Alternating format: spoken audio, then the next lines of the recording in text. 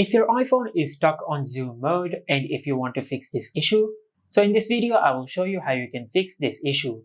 Now to fix this issue, just double tap on the screen using 3 fingers. Just like that. But for some reason, if this method did not work, you can force restart your iPhone. Now to do that, just press and release the volume up button and the volume down button.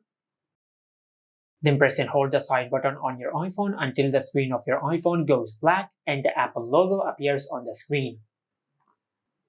Once the Apple logo appears on the screen, just release the side button.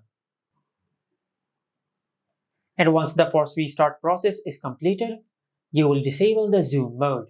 Now to disable zoom mode completely, just go to Settings, then tap on Accessibility. And over here you will find the option of Zoom. Just tap on it and disable this toggle. And after you disable this toggle, you will turn off zoom mode completely. Just like that. And this is how you can fix stuck on zoom mode on the iPhone 16, 16 Pro, Pro Max, and the Plus.